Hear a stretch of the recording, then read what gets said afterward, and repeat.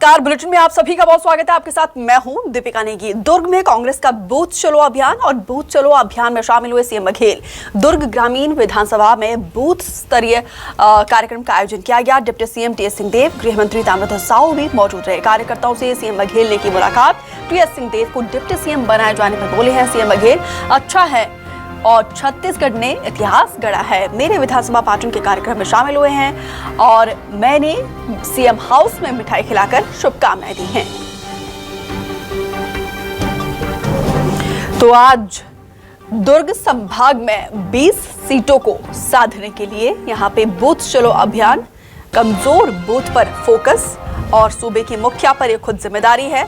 और deputy CM बनने के बाद पहली बार दुर्ग संभाग पहुंचे टीएस सिंहदेव और सीएम बघेल ने कहा है कि अच्छा है डिप्टी सीएम बनाया गया है और छत्तीसगढ़ ने इतिहास रचा है, इतिहास गढ़ा है।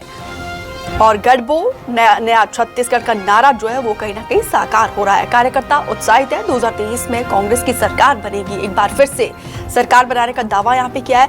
राष्ट्रीय अध्यक्ष ने सरकार के कामकाज की तारीफ की है। मेरे साथ हैं इस वक्त छत्तीसगढ़ के मुख्यमंत्री भूपेश बघेल। चूंकि बूथ चलो अभियान का शुभारंभ हो गया है और लगातार मुख्यमंत्री भूपेश बघेल जा रहे हैं कार्यकर्ताओं के बीच में। सर, अब क्या माहौल देख रहे हैं? बूथ से लेकर विधानसभा से लेकर संभागीय सम्मेलनों तक का जो सफर रहा है वो कैसा देख रहे हैं? देखिए, कांग्रेस के जो संगठन है उसको मजबूती देने के लिए पार्टी के द्वारा जो निर्देश हुआ है, शैलजा जी ने निर्देश दिया। पहले 5 संभाग के सम्मेलन हम लोगों ने किया है, फिर अब जोन और सेक्टर के सम्मेलन करीब 48 विधानसभा हो गए, वो भी लगातार चल रहा है।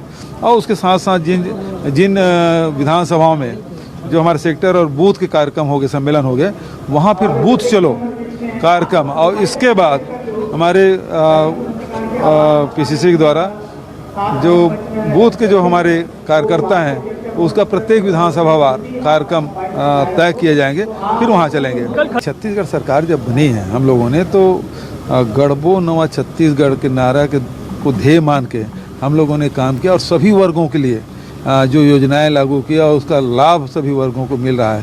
तो उसमें हमारे घर के मुखिया ने जो ट्वीट किया तो हमारे लिए खुशी की बात है। धन्यवाद। चलिए, बहुत बहुत धन्यवाद। हमसे बातचीत कर रहे थे मुख्यमंत्री भूपेश बघेल।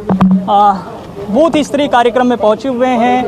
3 जगहों पर उनका कार्यक्रम और ये सिलसिला चूँकि शुरू हो चुका है। विधानसभा का चुनाव तो महज अब जो है 5 महीने का वक्त बचा हुआ है। ऐसे में विधानसभा से लेकर के बूथ तक में जो पहुंचने का सिलसिला है वो चल रहा है और कार्यकर्ताओं के बीच जो मैसेज देने की कोशिश है कि 2018 का विधानसभा चुनाव जिस तरह से कांग्रेस पार्टी ने लड़ा था, 2023 भी उसी तरीके से कांग्रेस के एक एक कार्यकर्ताओं को चुनाव लड़ना होगा और वापस जो है कांग्रेस की सरकार बनानी होगी। कैमरामैन रेखराम के साथ वैभव पांडे, न्यूज़ 24 मध्य प्रदेश, छत्तीसगढ़, रायपुर। प्रदेश कांग्रेस कमेटी के कार्यक्रम और जिसमें बूथ चलो नीचे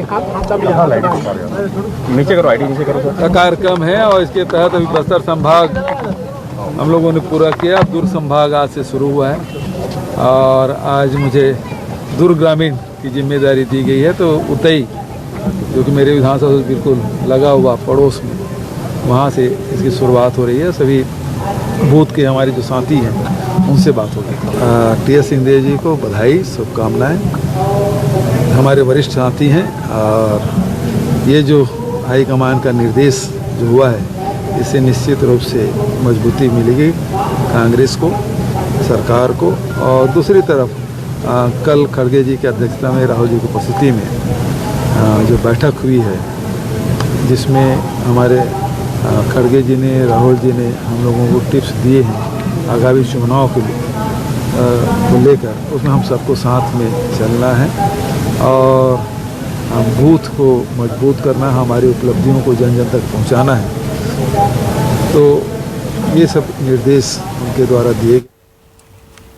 तो वहीं दुर्ग में मणिपुर हिंसा मामले में सीएम बघेल ने बयान दिया है। मणिपुर में राहुल गांधी को रोकने पर बोले हैं सीएम बघेल, राहुल गांधी को रोकना उचित नहीं है। राहुल गांधी नफरत की बाजार में मोहब्बत की दुकान खोलना चाहते हैं। राहुल गांधी से भला आखिर क्या खतरा हो सकता है? इस मामले में प्रधानमंत्री अब तक क्यों चुप है, ये भी सवाल पूछा है।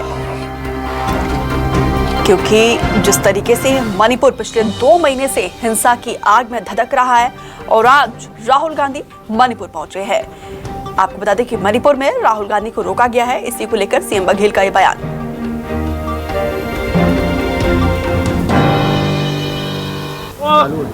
राहुल गांधी को रोक दिए विष्णुपुर में।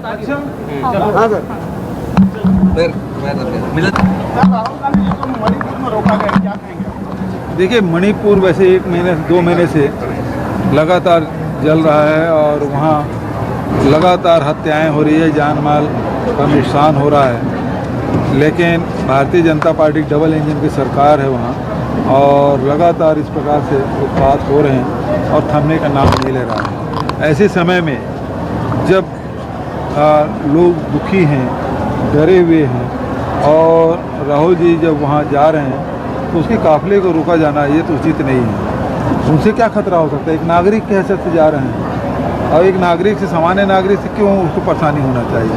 बल्कि वो तो नफ़रत की दुकान में नफ़रत के बाज़ार में मोहब्बत की दुकान खोलने जा रहे हैं। वो नफ़रत के बाज़ार में मोहब्बत की दुकान खोलेंगे, ये बात कहने वाले से खतरा क्यों होना चाहिए? मणिपुर लगातार जल रहा है, पिछले कई महीने हो गए हैं, सुलग रहा है, लेकिन केंद्र और राज्य की सरकारें ध्यान नहीं दे रही। इस पर क्या कहें? अभी तो हमारी पार्टी के नेता खड़गे जी ने कहा कि सर्वदलीय बैठक होना चाहिए और वहीं बुलाया जाना चाहिए और ये भी मांग उठ रही है विपक्ष की ओर से कि वहाँ की सरकार को बर्खास्त किया जाना चाहिए। जी, प्रधानमंत्री का कोई कमेंट नहीं आना। अमित शाह लगातार दौरा कर रहे हैं, अब राजनाथ सिंह का भी दौरा हो रहा है, लेकिन मणिपुर नहीं जा रहे हैं। गृह मंत्री जी गए लेकिन स्थिति में सुधार नहीं हुआ। प्रधानमंत्री जी कोई उसके बारे में अभी तक के 2 महीने बीत गए लेकिन अभी तक के एक शब्द उन्होंने नहीं कहा। तीसरी बात ये, क्या कदम उठा रहे हैं इसके लिए? इसके बारे में केवल ये है कि आप डंडे के जोर पे शांति स्थापित नहीं कर सकते। लॉ एंड ऑर्डर जरूरी है लेकिन उसके अलावा भी डायलॉग होना बहुत ज़रूरी है। जो विभिन्न वर्ग हैं उनसे बातचीत होना चाहिए, जो कि नहीं हो रहा है और जिसके कमी कारण से लगातार उग्र आंदोलन होते हैं। राहुल गांधी ऐसी जगह जाना चाह रहे हैं, हर बार उनको रोक लिया जाता है। केंद्र सरकार डरती क्यों है इतना राहुल गांधी से? एक ही आदमी है जिसे डरते हैं, पूरी सरकार, केंद्र सरकार डरती है क्योंकि वो सच बात बोलते हैं, सच्चाई के रास्ते में चलते हैं और ये इसलिए डरते हैं।